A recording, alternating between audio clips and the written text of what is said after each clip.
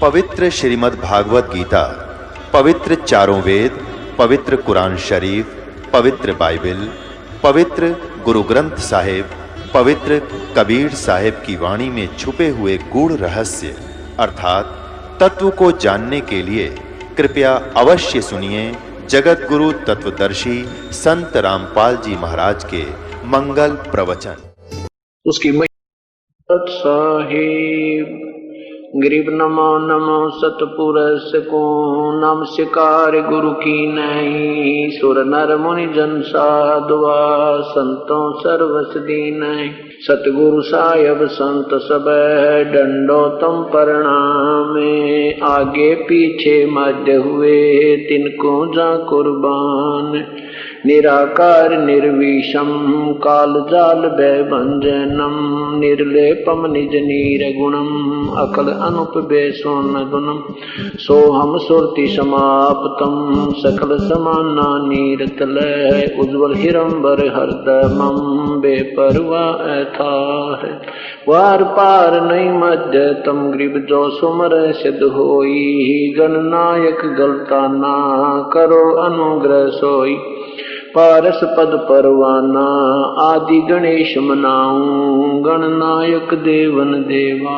चरण कमल लोला आदि अंत करु सेवा प्रभ शक्ति संगीतम रिद्धि सिद्धि दाता सोई अवगत गुण अतीतम सत्य पुरुष निर्मोही जगदम्बा जगदीशम मंगल रूप मुरारी तन मन अर्थों शीशम भक्ति मुक्ति भंडारी सुर नर मुनि जंध्या में ब्रह्मा विष्णु महेशा शेष शेष मुख गावे पूजय आद्य गणेशा इंद्र कुबेर सरीखा वरुण धर्म राय द्यावे समर्थ जीवन जी का मन इच्छा फल पाम 33 कोटि अदारा द्यावे सहस 88 33 कोटि अदारा द्याम से 88 उतरे बहु जल पारा कट है यम की फांसी सात साही कर जोरूं बिनती करूं धरूं चरण पर शीश गुरु राम देवानंद जी महाराज ने दियो नाम बख्शीश कोटि कोटि सिजदा करूं कोटि कोटि प्रणाम चरण कमल में राखियो मैं बांधी जान गुलाम अवगुण किए तो बहुत किए करत न मानी हार बावे बंदा बख्श दियो बावे गर्दन उतार अवगुण मेरे बाप जी बख्शो गरीब नवाज जो मैं पोत कपूत हूँ और पिता को नाज मैं अपराधी जन्म का नक्शक बरे विकार तुम दाता दुख भंजना मेरी करो संभार कुत्ता तेरे दरबार का मोतिया मेरा नाम गले प्रेम की रस्सी जा खेचो वहाँ जाऊं तो करो तो बावड़ो दूर दूर करो तो जाऊं ज्यों राखो त्यों ही रहूं जो देव सुखाऊं जय इब के सतगुरु मिले सब दुख आखूरो चरणों ऊपर शीश रखूं कहूं जो कहनी हो गुरु जी आप न भूलियो भावे लाख लोग मिल जाए, हमसे तुमको बहुत है, तुमसे हमको नाई। तुमरे विसारे क्या बने, मैं किसकी शरण में जाऊं। शिव विरंच मुनि नारदा, उनके हृदय बिना समान। पूर्ण ब्रह्म कृपा निदान, सुन के सो करता रे। गरीब दास मुझ दीन की, रखियो बहुत संभारे। बंदी छोड़ दयाल जी, तुम लग हमरी दौड़े। जैसे कागज जहाज का, सूजत और न ठोरे। कबीर ये तन विष की बेलड़ी, गुरु अमृत की खान। शीश दिए जो गुरु मिले, तो भी सस्ता जान। इस मिट्टी के महल में मगन भया क्यों मूडे। कर परमेश्वर की बंदगी, उस साईं को ढूंढे। वो पृथ्वी पति चकवे गए, जिनके चक्र चलंत। रावण सरीखे कौन गिने, ऐसे गए अनंत। आए हैं सो जाएंगे, राजा रंक फकीर। एक सिंहासन चढ़ के जावे, एक बंधे जात जंजीर। कबीर साथी हमारे चले गए, हम भी चालन हारे। कोई कागज में बाकी रह रही, तात लगी है वारे।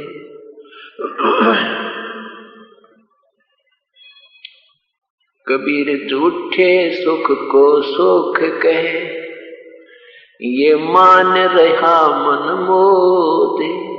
ये सकल चबीना काल का, कुछ मुख में कुछ गोदे। पात जड़ता यूं कहे, सुन भई तरवर राय। अब के बिछुड़े ना मिल, न जाने कहाँ गिरेंगे जोए। तरवर कहता पात से, सुनो पात एक बात। यहाँ की या है रीति है, एक आवे एक जाते।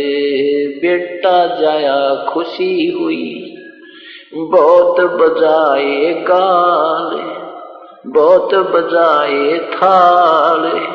आवन जावन लगा हुआ है, ज्यों कीड़ी का नाल।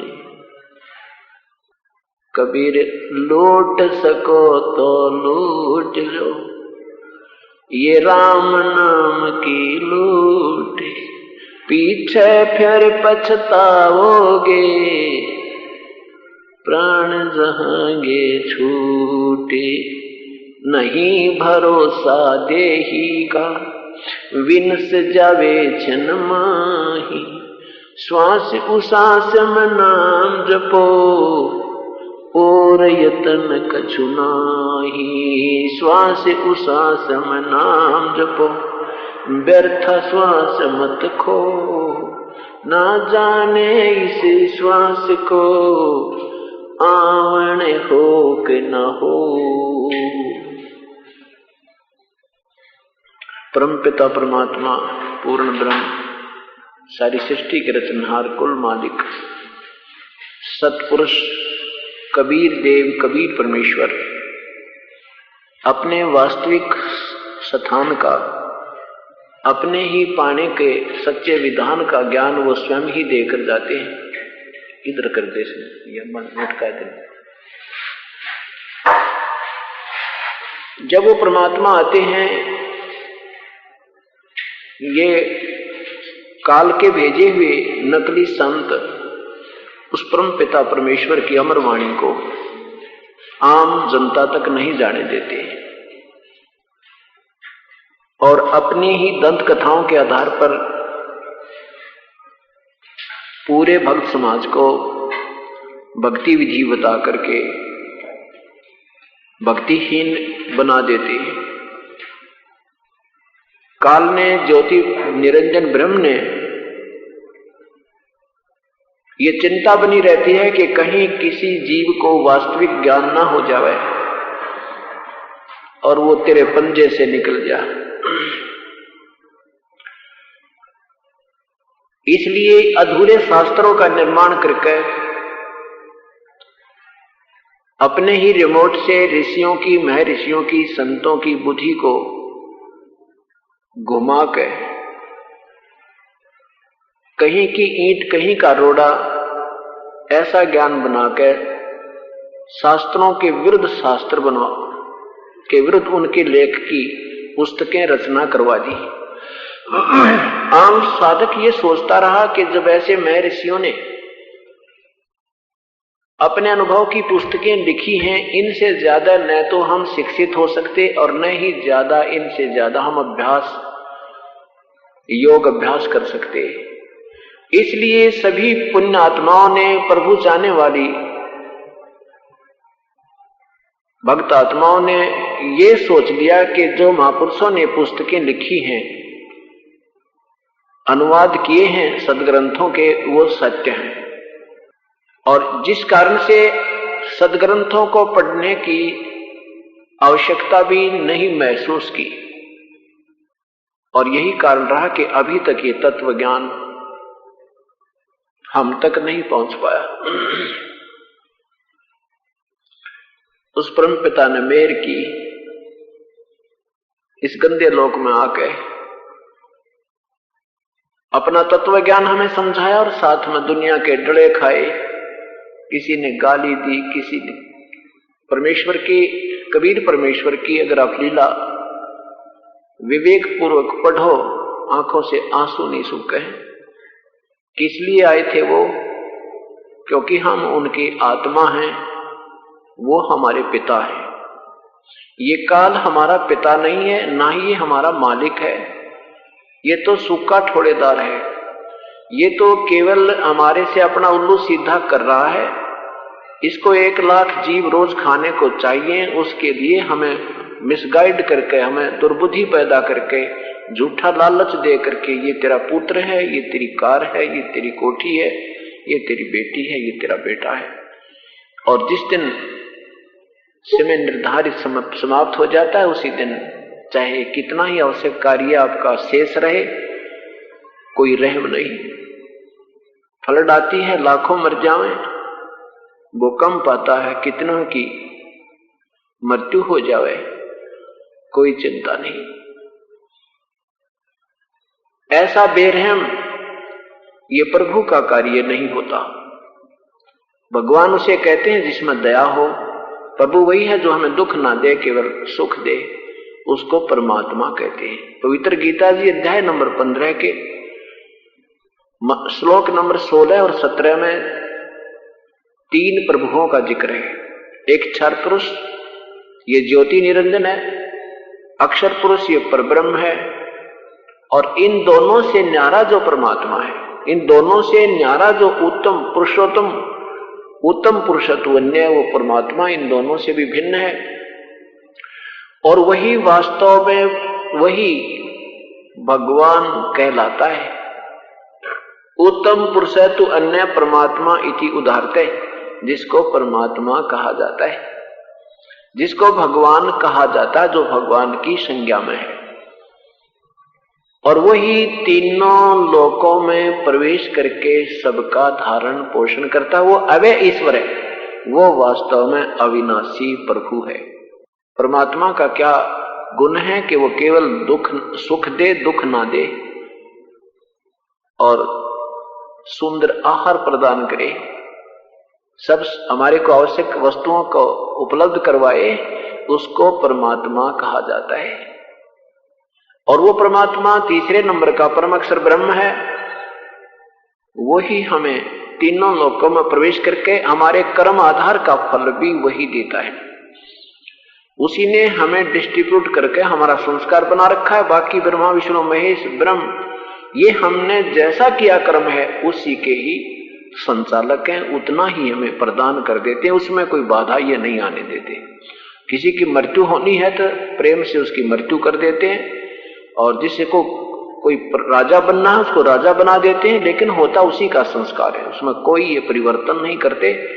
जब हम पूर्ण परमात्मा की शरण में दोबारा आ जाते हैं तो वही प्रभु, वो ओवरऑल कंट्रोलर जो है, वो अपने विधान को हमारे शुभ कर्मों के कारण और स्वयं अपनी विटो पावर से, अपनी समर्थ शक्ति से वो परिवर्तन कर देता है।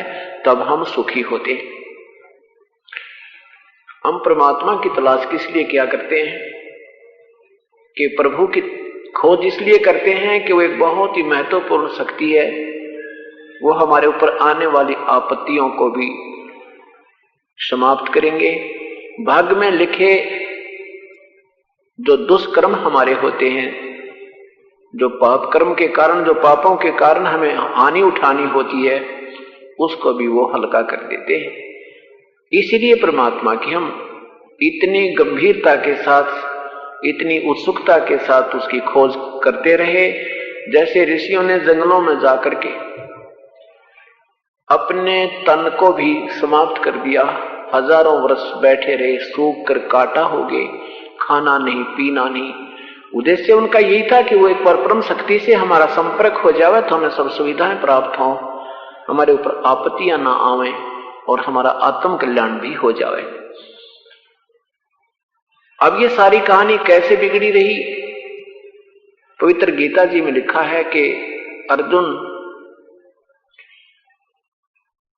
चौथे अध्याय के 5वें श्लोक में लिखा है कि तेरे और मेरे बहुत जन्म हो चुके हैं अर्जुन, तू नहीं जानता मैं जानता हूं। गीता जी अध्याय नंबर 2 के 12 में लिखा है कि ऐसा ही नहीं है कि ये सब राजा लोग, सैनिक और तू और मैं पहले नहीं थे, आगे ना होंगे, ऐसा भी ना सोचे।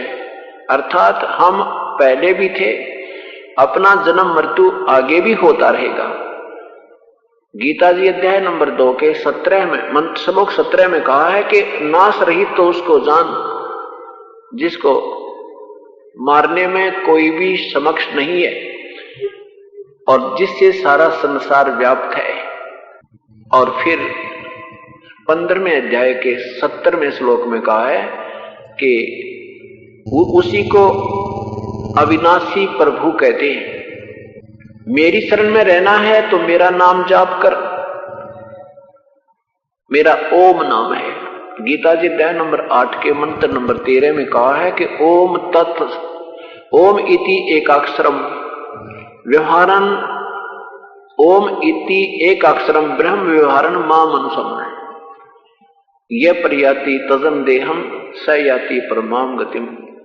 मेरा तो एक ओम नाम है, मुझ ब्रह्म का केवल एक अक्षर का ओम नाम है। जो इसको अंतिम श्वास तक जाप सुमन करता है वो मेरे से प्राप्त होने वाली परम गति अर्थात उस लाभ को प्राप्त करता है। पवित्र गीता जी के अध्याय नंबर 7 मंत्र नंबर 18 में कहा है कि मेरे से मिलने वाली गति भी अनुत्तमाम, अति अश्रेष्ठ, बिल्कुल व्यर्थ है। क्योंकि ना तो कोई कर्म का संस्कार चेंज हो सकता, जैसा तूने किया तू भोगेगा, मैंने किया मैं भोगूंगा, और जन्म मृत्यु सदा बनी रहेगी। अशांति भी नहीं रहेगी यहाँ पर, क्योंकि तेने युद्ध भी करना होगा, सिमरन भी करना होगा। मेरा नाम भी जाप कर और युद्ध भी कर। इस तरह तो अंत समय में अगर मृत्यु भी होगी तो मुझे ही प्राप्त होगा। और यही विधान है उस परम पिता के सिमरन करने का। गीता जी अध्याय नंबर 8 के श्लोक नंबर 5 और 7 में अपनी विधि बताता है कि तू अंतिम श्वास युद्ध भी कर, मेरा सिमरन भी कर, तो मुझे ही प्राप्त होगा, चिंता मत कर। और गीता अध्याय नंबर 8 के श्लोक 6 में कहा कि ये विधान है विधि का कि अंत समय में जो भी जिसका सेवन करता हुआ प्राण त्यागता है वो उसी प्रभु को प्राप्त होता है। फिर 8वें अध्याय के 8, 9, 10 3 श्लोकों में उस परम पिता परमात्मा पूर्ण ब्रह्म की तरफ पूर्ण संकेत किया है। उसके विषय में कहा कि जो व्यक्ति उस परम पिता परमात्मा जो सबका आदि कारण है, सूर्य की सदृश उस तेजों में है, वो आदि पुरुष परमेश्वर का अंतिम श्वास में सिमरण करता हुआ, उसका सिमरण करता हुआ जो शरीर त्यागता है, तो अंत समय में वो बैकुंठी में पहुंच गए। क्योंकि वहां बैकुंठी में यानी त्रिकुटी में परमात्मा आपको गुरु रूप में मिलेगा और वहां से ही जहां भी जिसने जाना है वहीं से सबकी अपने अपने इष्ट स्थान की तरफ प्रस्थान हो जाता है। तो वो उसी को अंत समय में उसी को प्राप्त होता है। यानी अपनी भक्ति का विधि बता रहे हैं कि ओम नाम है और उस परम पिता के पाने के लिए ओम तत् सत इति निर्देश है ब्रह्मण त्रिविध समर्थ है। गीता जी के अध्याय नंबर 17 श्लोक नंबर 23 में कि उस परमात्मा के पाने का तो ओम तत् सत यही 3 मंत्र का जाप है। ओम ब्रह्म का, तत्पर ब्रह्म का और सत पूर्ण ब्रह्म का। क्योंकि हम काल लोक में रह रहे हैं, इस ब्रह्म लोक में रह रहे हैं, ब्रह्म से हमने पार होना है और परब्रह्म के लोक को हमने पार करना है। बहुत लंबा चौड़ा क्षेत्र है और फिर उस पूर्ण ब्रह्म के लोक में हमने स्थायी स्थान प्राप्त करना है। इसलिए इन दोनों परमात्माओं का सिमरण हमने अधिक करके यहां से जाने के लिए किराया और यहां का ऋण मुक्त होने के लिए मजदूरी करनी है। जितनी भी मजदूरी हम ज्यादा करेंगे उतना ही हमारा जल्दी छुटकारा अर्थात यहां से आसानी से जाना हो जाएगा। इसलिए 3 मंत्र के जाप का विधान है। पहला जाप ओम है, एक मंत्र उसमें ओम है, दूसरा तत् मिलकर के ये सतनाम बनता है। इसी को अजप्पा जाप भी कहते हैं, जो श्वासों से सिमरण होता है। ये तत् मंत्र जो है गुप्त है, ये सांकेतिक है और सत मंत्र भी सांकेतिक है। ये 2 मंत्र देने का किसी को अधिकार नहीं है। ओम नाम का जाप भी पूरे संत पूरे ऋषि ही को अधिकार होता है। वो पूर्ण परम, वो यहां का परम शक्ति होता है और पूर्ण परमात्मा स्वयं आते हैं या उसका अपना कोई दास भेजते हैं, उनको पूर्ण अधिकार होता है। वो तीनों मंत्र प्रदान कर सकता है, वो भी जिसको आदेश प्रभु का हो। अन्य के द्वारा ये 3 मंत्र भी अगर कोई प्राप्त करता है तो भी वो पार नहीं हो सकता। इन तीनों मंत्रों के प्राप्त होने के उपरांत भी अगर कोई आप मर्यादा भंग कर दोगे, नियम में नहीं रहोगे, तो भी आप फेल हो जाओगे। ऐसा नहीं होता कि एक बार अपॉइंटमेंट होगी तो फिर वो डिसमिस ना होगा। तो ये अनजानपने हम कर करके अभी फेल होते रहे। हमने अंतिम श्वास तक मर्यादा में रहते हुए अपनी मजदूरी करनी है, तभी हमें ये मजदूरी का प्रतिफल मिलेगा। नहीं तो अब्सेंट लग जाएंगी और तनख्वाह मिलेगी उस दिन बहुत कम पैसे मिलेंगे। इसलिए हमने सावधानी बहुत रखनी पड़ेगी। नाम ले लेना कोई बड़ी बात नहीं, क्योंकि आपके पुण्य बहुत अच्छे हैं जो परमात्मा ने स्वीकार किया। उपदेश मिल गया, उसके बाद मर्यादा बहुत जरूरी है, बहुत आवश्यक है। मर्यादा में नहीं रहे तो सारा काम फिर बिगड़ जाएगा। जैसे माता गर्भ को रखे यत्न बनावे, ठेस लगे तक क्षीण होवे, तेरी ऐसे भक्ति जावे।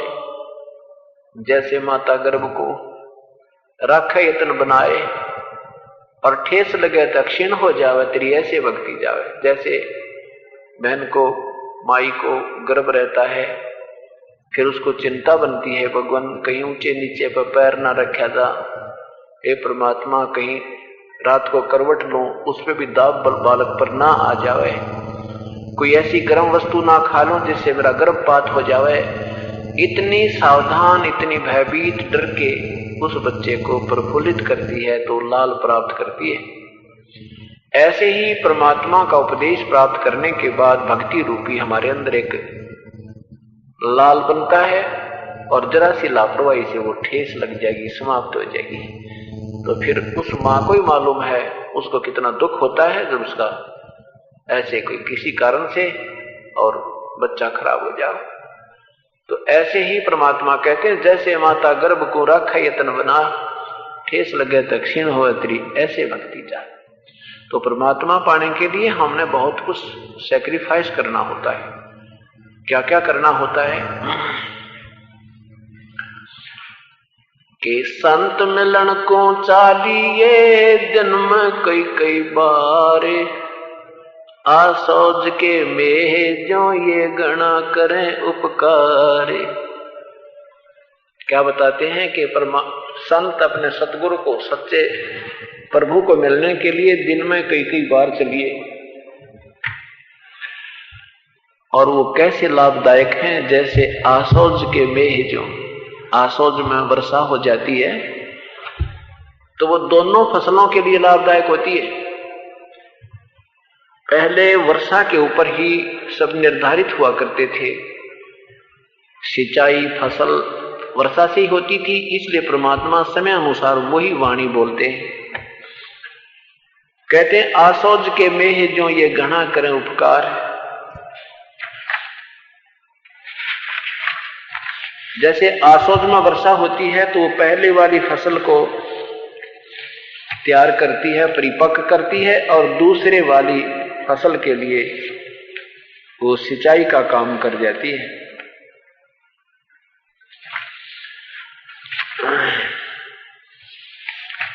संत मिलन को चालिए दिन में कई कई बार, आसौज के मेह जो ये गना करें उपकार। कि यहाँ जब सत्संग में आते हैं, आपकी जो बची खुचे संस्कार पिछले जीवन के रहते हैं उनको तो ये प्रफुल्लित करें, यानी उनको आपको प्रदान करें, उस आपको प्राप्त होने वाले जो श्वास आपके बाकी रहते हैं उनको भक्ति में लगाएं और आगे के लिए आपकी तैयारी करवाएं, अच्छे विचार प्रकट करें। जब हम सत्संग में आते हैं, हम बेशक बहुत पुराने भी हो गए हो नाम लिए हुए अपन को, और आप अच्छे काफी वर्षों से लगे भी हो, और यदि सत्संग में नहीं आओगे तो भी आपके ऊपर मैल संसार का फिर जमने लग जाएगा। संसारिक विचार आपके अंदर शीघ्र घर कर जाएंगे, क्योंकि हम उसी में से निकल कर आए हैं, और वो विचार हमारे अंदर अब भी थोड़े थोड़े पनप रहे हैं, जैसे दंधक रहे हैं। उनको जरा सा और थोड़ा सहारा मिलते ही वो फिर अपना पूर्ण रूप धारण कर देते हैं। जैसे कितना ही बढ़िया मकान बना रखा हो, उसमें खूब चारों तरफ खिड़की बंद करके, सब दरवाजे बंद कर एक हफ्ता छोड़ दो, एक हफ्ते के बाद मेज पर हाथ मार के देखियो, कितना मैल जमा पाओगा। तो ऐसे ही आप संसार में रहते हो, संसारिक लोगों से मिलन होता है, न चाहते हुए भी कुछ ऐसे व्यक्तियों से मिलना होता है, उनके कुछ अच्छे कुछ बुरे विचार आप पर अवश्य प्रभाव कर ही जाते हैं। उसके लिए सत्संग माना बहुत जरूरी होता है कि यहाँ आकर वो मेज पोस्ट पर, मेज पर जो है ना पोचा लागे, ये कपड़ा अपन नित्य पहनते हैं और नित्य मैला हो जाता है। एक हफ्ता पहन ले तो कपड़े की शक्ल दिखाई ना दे, यो कौन सा है, काला है कि पीला है। तो इसी प्रकार सत्संग में आने से साबुन और पानी, ये सत्संग के विचार जो हैं आत्मा रूपी कपड़े ने धो डालते हैं, और ये फिर उज्जवल हो जाता है। हफ्ते 10 दिन 15 दिन ये फिर चमकता है, फिर इसके अंदर उमंग रहती है, चाह रहती है प्रभु की। इसलिए सत्संग में आना बहुत जरूरी होता है। वही वचन होते हैं, वही आत्मा, वही आप, वही ये दास और वही विचार, इन्हीं से साफ हो जाते हैं। वही कपड़ा होता है, वही साबुन और पानी, प्रतिदिन वही प्रयोग होता है, और उसी से वह कपड़ा फिर उज्जवल होता है। अपने आप वो ट्रीटमेंट हो जाता है, क्योंकि सत्संग के वचन दोनों काम करें। आत्मा को खुराक भी यही देते हैं और इस पे लगे रोग को भी यही निवारण करते हैं। ये कैप्सूल है, कड़वे कैप्सूल भी है, और जब ये कड़वे एक बार ना अच्छे लगते हैं, फिर इनको फिर भी खाते रहते हैं, फिर ये आत्मा के ऊपर लगे हुए पाप कर्मों के मैल उतर जाते हैं, तो यही वचन फिर आपको अमृत आहार हो जाता है। तो इसलिए सत्संग एक दोनों ही काम करा, ये मेडिकल भी यही समझो इस आत्मा के रोग को काटने का, और साथ में इसका आहार भी यही पर है। ये दोनों चीज सत्संग में मिलती हैं। सत्संग में आना बहुत जरूरी होता है। कहते हैं संत मिलन को चालियो जन्म कई कई बारे, आसोज के मेह जो ये गणा करें उपकारे। कई बार ना कर सके तो दो वक्त कर ले, कह कबीर संत दरसते काल दगा ना दे। जो निकट रहते हैं आसपास रहते हैं उनको तो कहते हैं कि दिन में कई कई बार दर्शन कर संत के, और कई बार ना कर सकता तो दो वक्त कर ले, दो समय।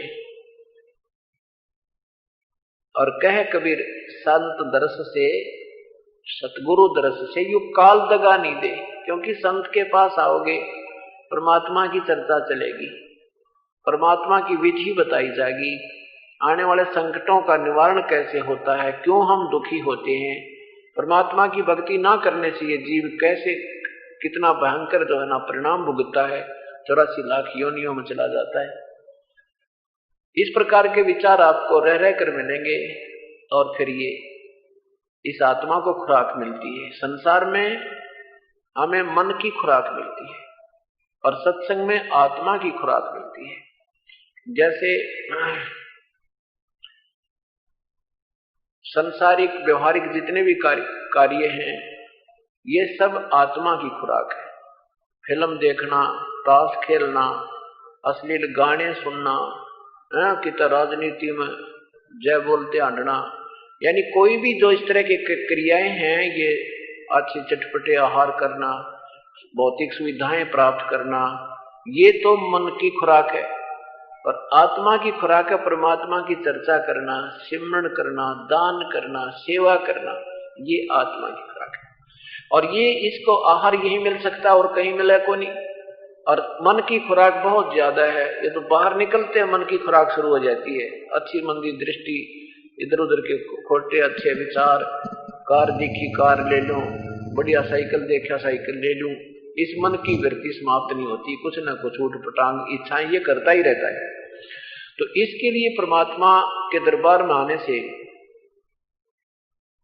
इस मन की जो है वृत्ति में परिवर्तन होता है, आत्मा उभर जाती है, मन को धिक्कारने लग जाती है। क्या मांगे, क्या मांग रहा है नादान? क्या कहते हैं, क्या मांगो कुछ थिर न रहाई, देखत नैन चला जग जाई, 1 लख पूत 1.25 लख नाती, उस रावण के दीवान बाती। रावण ने साधना की, शीश भी चढ़ा दिए, समर्पण किया, और के मांगया, बेटा बेटी कार वहां के साधन, सुख सुविधा के साधन मांगे, सिद्धियां मिली। वो भी भगवान शंकर की उपासना की, ये प्रभु जैसा इनकी साधना करते हैं उतना ही फल दे देते। सेटिंग करवा इसकी तो महंगा सा लगे। तो परमात्मा कहते हैं कि रावण ने जो मांगा सारी सोने की लंका होगी। 1 लाख पुत्र थे, 1.25 लाख, एक से एक आंडी जो है रिश्तेदार थे। मेघनाथ जैसा बेटा जिसने इंद्र को भी ऊपर स्वर्ग में जाकर के इंद्र के साथ तेज कर दिया। सिद्धि से स्वयं भी आकाश में उड़ गया और साथ में सेना ने भी उड़ा ले गया। और वह इंद्र के साथ जब युद्ध किया देव देवताओं के राजा के साथ, और उसको भी बांध कर 33 करोड़ देवताओं को बांध कर अपनी कैद में डाल दिया। और इंद्र स्वर्ग के राजा ने अपनी जान बचाने के लिए अपनी पुत्री का विवाह मेघनाथ से करके पीछा छुटवाया।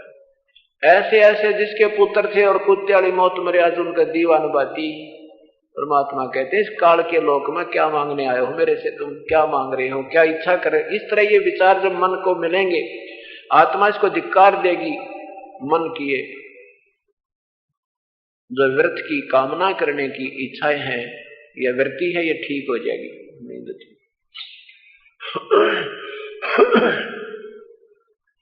तो क्या बताते हैं क्या मांगो कुछ थिर न रहाई, देखत नैन चला जग जाई। 1 लख पूत 1.25 लख नाती, उस रावण के दीवान बाती। आज उस रावण के कोई दीपक जगाने वाला नहीं शेष रहा। इस काल के लोक में के मांगू, कोई भी चीज स्थायी नहीं है। तो इस तरह के विचार जब आप सत्संग में आओगे, संत मिलने से आओगे, तो ये विचार आपको मिलेंगे। नहीं बन रही कृष्ण। तो क्या कहते हैं, 2 बखत नहीं कर सके तो जन्म कर 1 बार। कह कबीर संत दरसते उतरे भव जल पारे। अब कितना बताते जाते हैं कि जैसे जो यहाँ रहते हैं उनके लिए तो भाई दिन में 2 बार 3 बार 4 बार जितना सूत बैठ जाए, जितना भी दाव लगे उतना ही निकटतम आके। जब भी आप संत के पास आओगे केवल प्रभु चर्चा चलेगी। आप तो चाहे ठीक है अपने दुख निवारण की प्रार्थना ही करोगे निवारण के लिए, तो वो भी प्रभु का ही कोई उदाहरण देकर आपके मन को संतुष्टि दी जाएगी और प्रभु का जिक्र होगा। फिर क्या बताते हैं कि जैसे ज्यादा नहीं सेट हुआ, ज्यादा तेज हो गई। अब जैसे आसपास के व्यक्ति हैं उनके लिए कहा भी कई बार दाव लगे तो बहुत अच्छा है, ज्यादा ना हो सके 2 बार अवश्य दिन में जाओ। 2 बार नहीं हो सकता तो 1 बार तो चूकिए मत। अब इससे जो ज्यादा दूर हो जाते हैं उनके लिए बताते हैं, 1 दिन नहीं कर सके तो दूसरे दिन कर ले। कह कबीर संत दरसते वो पावे उत्तम दे। दूजे दिन नहीं कर सके तो चौथे दिन कर जाए। कबीरा साधु दरसते भाई मोक्ष मुक्ति फल पावे। चौथे दिन ना कर सके तो बार बार कर जाए। याम विलंब ना कीजिए कहे कबीर समझावे। चौथे दिन भी नहीं आ सकते हो तो वार वार, यानी जिस दिन आ गया, जैसे सोमवार ने एतवार ने या सोमवार टू सोमवार, मंगलवार से मंगलवार, यानी 7वें दिन अवश्य कर लीजिए। इसमें देर ना कीजिए कहे कबीर समझाए। देखो पुण्यात्माएं, हम बच्चे को जब हम शिक्षा ग्रहण करते हैं,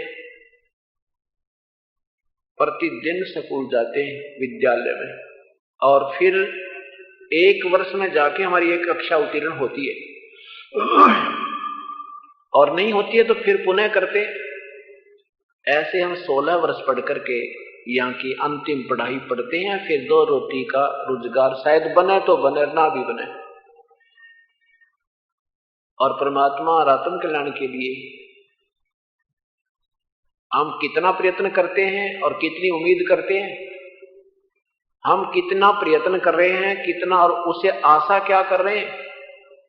इसलिए हमने इस दृष्टिकोण से परमात्मा की तरफ बहुत ज्यादा रुचि लेनी पड़ेगी और मैक्सिमम टाइम ज्यादा से ज्यादा प्रभु की तरफ लगाना होगा।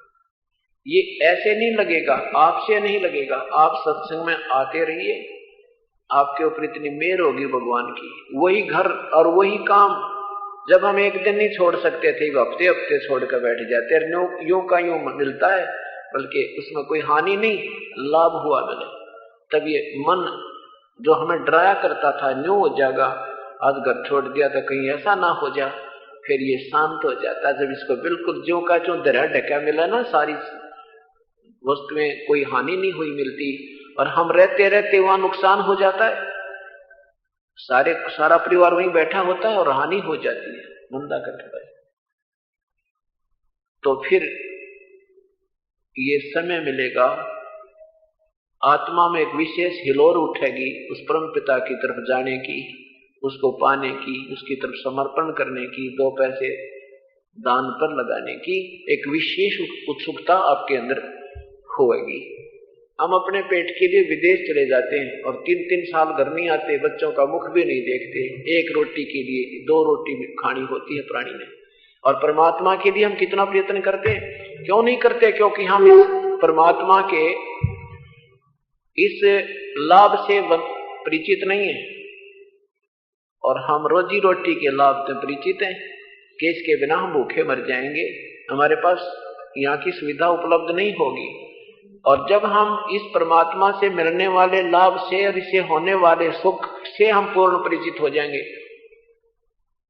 फिर हम इतना ही प्रयत्न, इतना ही मेहनत और इतना ही समर्पण इससे ज्यादा कर देंगे, क्योंकि फिर हमने बहुत लाभ मिलेगा, बहुत राहत मिलेगी और ऐसे सुख होंगे अब सोच भी नहीं सके थे। फिर अपने आप उत्सुकता उत्पन्न होती है। फिर क्या बताते हैं कि 7वें दिन नहीं जा सकता तो एक पक्ष में 15वें दिन अवश्य जाइए। जो ज्यादा दूर हो गए तो थोड़ी दूरी बढ़ती जाती है, उनके लिए कहते हैं बार बार ना कर सके तो पक्ष कर सोए, कह कबीर दास को जन्म सफल ही होवे। पक्ष नहीं कर सके मास कर ढाए, याम विलंब ना कीजिए, कह कबीर समझाए।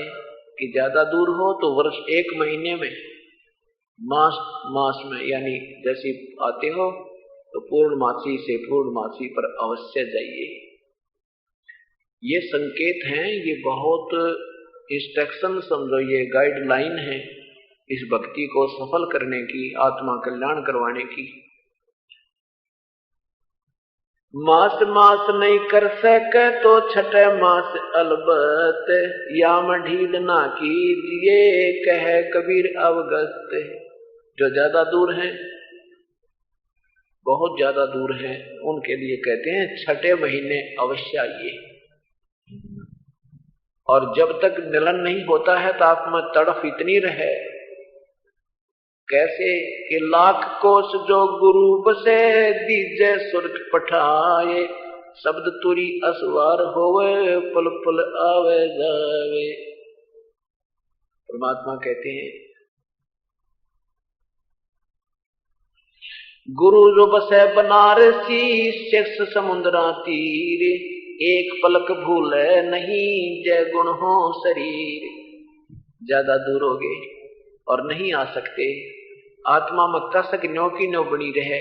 ये भगवान कब जाना हो, कब समय मिला सतगुरु के दर्शन करने की, यानी प्रतिदिन कई बार मालिक को याद करे, उसके एक बार भी उसकी भूल ना पड़े, तो वो भी हाजिरी आपकी यहाँ पर उपस्थिति परमात्मा के दरबार में हो जाती है। जो ज्यादा दूर है, मजबूर हैं, नहीं आ सकते महीने में, 2 महीने में, 3 महीने में, तो 6ठे महीने तो कहते हैं इस मतलब भी भूल मत करना।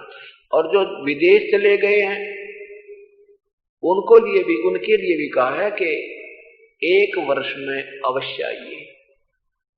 और जब तक नहीं आना होता है, आंखों से आंसू बहा के उस परम पिता के की याद करते रहिए। आपकी यही उपस्थिति, आपकी यही हाजिरी लग रही है। परमात्मा अंतर्यामी है, वो हमारी हर सोच से परिचित है। हम किस दृष्टिकोण से सोच रहे हैं, किस दृष्टिकोण से हम चाह रहे हैं, उस भावना का, आपके भावनाओं का वहां पर एक न्यारा लेखा अकाउंट होता है। क्या बताते हैं, साधु भूखा भाव का, धन का भूखा नाही, जो धन का भूखा फिरे वो तो साधु नाही। क्या बताते हैं कि 6ठे मास नहीं कर सके, बरस देना कर ले, कह कबीर सो संत जन, यम चुनौती दे। बरस नहीं कर सके तो ताको लागे दोष, कह कबीर वा जीव से सो कबू न कह कबीर वा जीव को कबू न होवे मोक्ष।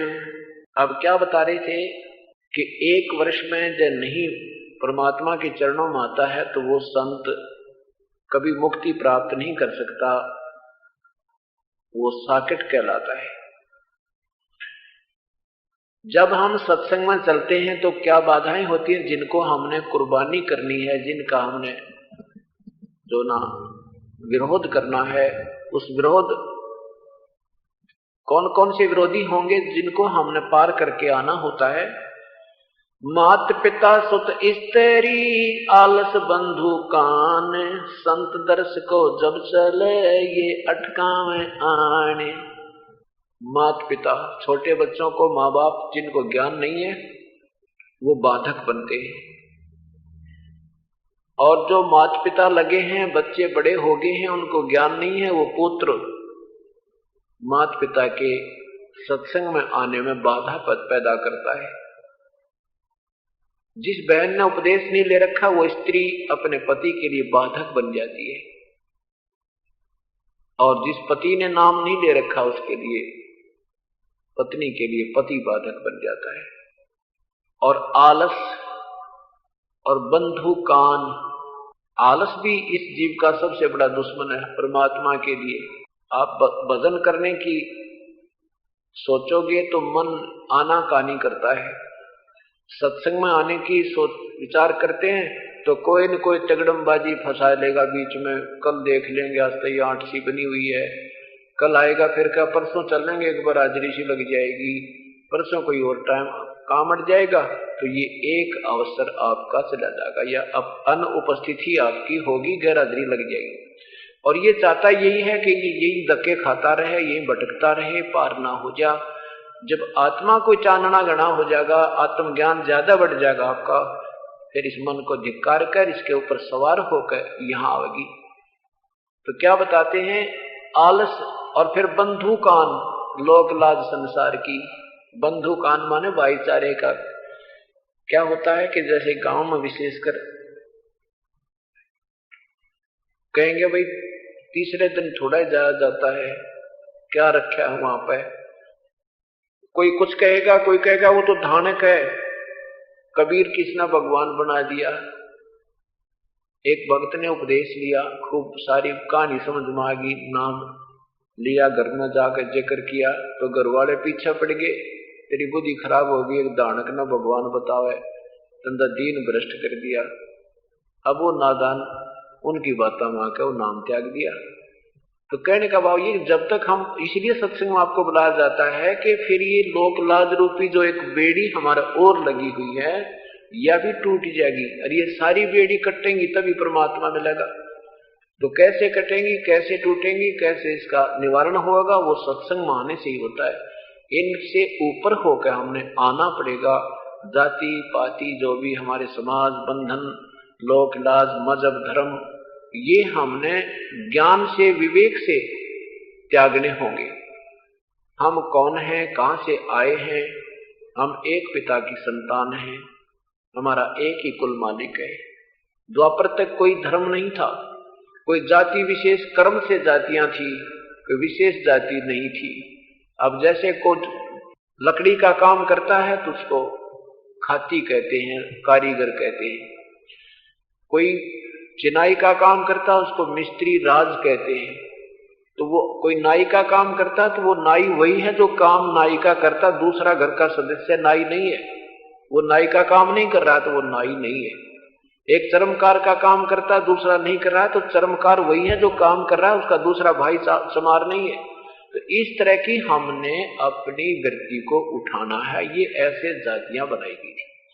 और हम एक पिता की संतान है। आज कोई पवित्र हिंदू धर्म में जन्म है जिस पुण्यात्मा का, वो कल को पवित्र मुसलमान धर्म में भी जन्म हो सके, और फिर पवित्र सिख धर्म में, और फिर पवित्र ईसाई धर्म में भी वो आत्मा जाएगी, क्योंकि हमारे पिछले संस्कार एक दूसरे साथ मिले हुए। जब हम इस अतिथि में आएंगे तब तो हम प्रभु प्राप्ति योग्य होंगे, तब तो हम भगत बनेंगे, हमारी आत्मा उभर जाएगी। और जब तक हम यही फंसे पड़े हैं, वो हिंदू है, वो मुसलमान, वो सिख है, ईसाई, ये चमार है, ये फलाना है, तो ये हमारे अंदर मैल है, ये गंद भरा है, और ये निकलेगा सत्संग और सद्विचारों से, सिमरन से। और आत्मा जब उभर जाएगी फिर इसको पता लग जाएगा सचमुच हम तो यहाँ पर बहका रखे काल ने, ये हमें कई बनाकर आपस में लड़वाता रहता है, एक दूसरे को एक दूसरे से परेशान करवाता है। कैसी व्यवस्था की है भगवान। हम क्योंकि हम उसी दायरे के अंदर फंसे पड़े, इसलिए हमने ज्ञान नहीं कि हम ये हमारे साथ गलत हो रहा है। जब हम इससे बाहर निकलेंगे तब पता लगेगा। जैसे किसी ने शराब पी रखी है और वो किसी कहीं भी पड़ा है, चाहे कितना गंदा स्थल है, उसको नहीं पता उस समय तू कहाँ लेट रहा है, वो तो आनंद, वो तो बेहोश पड़ा है, यानी मस्ती में पड़ा है। और जब सुबह उसकी वह शराब उतर जाएगा, नशा उतर जाएगा, फिर सुबह उसको कहेंगे देख रात ने तू यहां पड़ा था निकम्मे, तो फिर वो अपने आप को फिर न्यू कहेगा सचमुच यहां था मैं रात ने, कहा तो यही था रात में। फिर उसने बहुत बुरा सा लगे तो गलत था यहाँ पर, तो उसने इसी प्रकार हम जिस संस्कार में जुड़े हुए हैं, जहां हम जिस क्रिया में फंसे हैं, जिस बंधन में बंधे, हम उसको मान रहे हैं कि ऐसा ही होता है। नहीं, इसको हमने सुधारना भी होता है। जैसे काल ने हमें कितना पीड़ित किया है, मनुष्य शरीर को छोड़कर अन्य जितनी भी योनियां हैं, जो आप देख लो कितना परेशान है प्राणी, कुत्ता है, गधा है, सूर है, किसी प्रकार। और मनुष्य जीवन हम बहुत अच्छा मानते हैं, इसमें कितनी परेशानी है। जैसे बच्चे की शादी होती है तो पुत्र वधू आती है, पुत्र वधू होती है 16, 17, 18 साल की, और सास होती है 50 वर्ष की। 50 वर्ष के व्यक्ति का और 16, 17 साल के बालक का कभी विचार नहीं मिले, कभी विचार मिला नहीं, और एक ये नया जो है ना युद्ध का कारण बन जाता है, और रहना वहीं पर व्यवस्था मजबूरी है। ऐसे ही हम, लड़की कहीं की होती है, व्यक्ति लड़का कहीं का होता है, दोनों को इकट्ठा रहना, आजीवन निभाना होता है। 1, 2 वर्ष 4 वर्ष में तो उनके विचारों की सेटिंग होगी, भाई कौन किस ढंग का। फिर भी आपस में हम कुछ ऐसे रीति रिवाजों में, कुछ ऐसे अनजानपने में, सत्संग के अभाव से आपस में फिर भी हम बहुत खींचातानी आप पर बना देते। ये काल ये चाहता है कि घर में कलह बने, आपस में झगड़ा बना रहे, इन्हें भगवान की तरफ चलने की कोई कभी सोच ही ना उत्पन्न हुआ है। इनका आप एक घर घर में महाभारत करवा देता है। फिर कोई घूटी लगाने लग जाता है, अब शराब पीने लग गया तो घर में तो नरक बने ही बनेगा, रिश्तेदारों तक भी वो दुख का कारण बन जाता है। तो इसलिए सत्संग में आकर के हमने हर पहलू पर विचार करना है, फिर उसको सत्संग में सुने विचारों को अपने घर में डालना होता है। क्या कहते हैं, देखो घर में झगड़ा कैसे होता है। मान लीजिए एक व्यक्ति पर मटका फूट गया, बहन कोई पानी भर के लाई, वो मटका फूट गया, और सास निकालेगी दीदी, फिर यूं कहेगी तो सोधी तो नहीं चलती है, तो आगा पाछा नहीं देखती, नजर कीता है, पैर कीता टक्के तेरे, यानी सारे दिन की कड़ा शुरू हो जाए। तो उसमें शांति रखे कि मटका फोड़ कर कोई राजी नहीं, अपने घर में हानि करके कोई नहीं प्रसन्न होता, ये तो हो जाता है। और उसमें ही तो दिल डांटना होता है, उसी समय सहनशीलता का समय था, तो कोई बात ना बेटी, सावधानी से चलिए और ले जाओ और बदला। एक सास बहू की बहुत लड़ाई रहती थी, पूरी खींचातानी रहा करती थी। एक पड़ोसन ने उपदेश ले रखा था, वो सत्संग में आती थी, और वो भी खूब लड़ा करती अपने पुत्र वधू के संग में। फिर उसने जो विचार सुने तो उस बहन ने, उस माई ने अपने पुत्र वधू के साथ कंप्रोमाइज कर दिया, यानी कोई नहीं उसको साथ लड़ाई झगड़ा नहीं रखा, और अच्छा माहौल घर में पैदा हो गया। उस बहन ने सोचा ये पड़ोसन में भी वही झगड़ा है जो हमारे घर में रहता था, और मुख्य कारण यही है कि विचार नहीं मिलते। विचार मिलेंगे जब हम सद्विचारों से स्वयं युक्त हो जाएंगे, तो उन विचारों का फिर प्रयोग करेंगे, संतों की दी हुई उस जड़ी के अनुसार हम उसका अनुसरण करेंगे, उसको खाएंगे, अर्थात अपने मनुष्य जीवन में उसको ढालेंगे, तब हम सुखी होंगे। उसने पड़ोसन से कहा कि आप मेरे साथ सत्संग चलो। अच्छा नहीं आ रहा, बिल्कुल भी ढंग से सेटिंग कर इसकी भाई नो ना। तो वो बुढ़िया जो है पड़ोसन, उस बहन के साथ सत्संग में चली गई। तेज कर थोड़ा ऊंचा सा करके, अच्छे विचार सुने, 5-4 दिन सत्संग सुनकर 5-4 बार उसने उपदेश ले लिया, तेज कर थोड़ा। अब सत्संग में विचार दिए जाते हैं तो उससे आत्मा उभर जाती है, उसमें सहनशीलता आती है। जैसे हम आज किसी को मन से, कर्म से, वचन से या शरीर से कोई पीड़ा देते हैं, उसका प्रतिफल अपने को भोगना पड़ेगा। परमात्मा कहते तुमने दरगह का मैल न देखा, धर्मराज के तिल तिल का लेखा। तुमने उस परमात्मा के दरबार में जहां अकाउंट होता है वो तुम्हें याद नहीं है। वहां तो एक तिल तिल यानी एक एक संस्कार का, विचार का, जुबान से भी आपने किसी को कड़वा करड़ा बोला, उसकी आत्मा दुख पाई है, वो भी आपने हिसाब देना होगा। इसी प्रकार अब देखते हैं किसी की एक आंख को ना, किसी की दोनों टांग नहीं है, किसी को पैरालाइसिस हो गया, किसी की कुछ हो रहा है इस जन्म में, और पशु जीवन में देखा तो कैर टूटा पड़ा, एक बीमारी समाप्त होती है दूसरी शुरू हो जाती है। तो ये अपने ही किए हुए पापों का प्रतिफल है। और ये बनते कब हैं? मनुष्य जीवन में हम ये संस्कार हमारे बनते हैं, ये उत्पन्न करते हैं, बुरे अच्छे। बुरे तो आप ही बन जाते हैं, अच्छों के लिए हमने एक विशेष व्यवस्था करनी पड़ती है। जैसे जमीन आपकी पड़ी है, इसमें कुछ भी ना बीजो तो भी घास फूस झाड़ न जाने कांटेदार झाड़ियां कितने उग जाएंगे, दिखाई नहीं देवे। और फसल तैयार करने के लिए उसको ना जाने कितनी बार संवारना होता है, फिर उसमें पानी खाद डालना, बीज डालना, फिर संभालना, फिर मुश्किल से जाकर वो खाने योग्य कणक बनती है। और वो घास फूस आप पे हो जाता है, बिल्कुल ना बीजे, कति प्रयत्न मत करो। तो इस काल के लोक में हम ऐसे गंदे सूत्र पर रह रहे हैं कि यहाँ पाप तो बिना बनाए बन जाएंगे और पुण्य करने से भी मुश्किल से होंगे, उसमें भी कोई न कोई बाधा यानी कोई सिस्टम हमारा खराब हो गया तो भी हानि हो जाएगी। तो इस प्रकार सत्संग में आने से उस माई को ज्ञान हुआ कि अभी हमने झगड़ा नहीं करना चाहिए। आवत गाड़ी एक है उल्टा हो अनेक, कह कबीर ना उलटियो व रह एक की एक। गाली ही से उपजा ये कलह कष्ट और मीच, हार चले सो साधु है वही लाज मरे सो नीच। परमात्मा कहते हैं अगर कोई गुस्से में आकर आपको गाली देता है आप चुप हो जाइए, उसका प्रत्युत्तर मत दीजिए। वो एक ही की एक रहेगी, वो एक और देगा, एक और दे देगा, दो तीन दे देगा, वो एक कर रह जाएगी। आपने उसका प्रत्युत्तर दे दिया तो फिर बौछार हो जाएंगी, लट्ठम लट्ठा मुक्कम मुक्का मन मन मृत्यु भी हो जाए। गाली ही से उपजे कलह कष्ट और मीच, मीच कहते हैं मृत्यु को। और हार चले सो साधु है अल्लाह मेरे सो नीच। हार गया वो संत है, सेंस कर गया वो संत है, और मुक्कम मुक्का हो गया उससे कैसा हो गया वो तो उसा नीच, उसमें साधु होता। और उस मंत्र क्या हुआ, सत्संग लेने का आपको क्या लाभ हुआ। ये धीरे धीरे सहनशीलता आप में आ जाएगी। प्रयत्न करो, इन फार्मूलों को याद रखो। कभी भी ये मन आंडी पाकर गुस्सा ठावे तब याद कर ले किस वस्तु पर है ये गुस्सा, किसकी तरफ उठता, जो अपने तो बोधा दिखे, कमजोर दिखे, और अपने से तगड़ा दिखे, ये उठाए तो भी ना उठे। ये आप कोशिश करें तो नहीं उसकी तरफ कुछ भी कर सकता।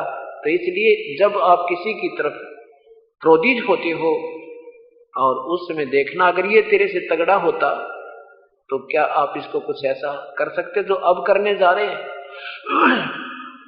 आप जो कहना चाहते हो वैसे भी कह सकते हो, सिंपली बात वही की वही है। गुस्से आके दो चार अपशब्द साथ निकल जाते हैं, फिर वो बात बढ़ जाती है। प्रेम से कहिए, नहीं मानता तो चुप रहिए। ये दो ही तरीके बताए। आवत गाली एक है उल्टा हो अनेक, कह कबीर ना उलटियो व रह जाए एक की एक। फिर क्या बताते हैं,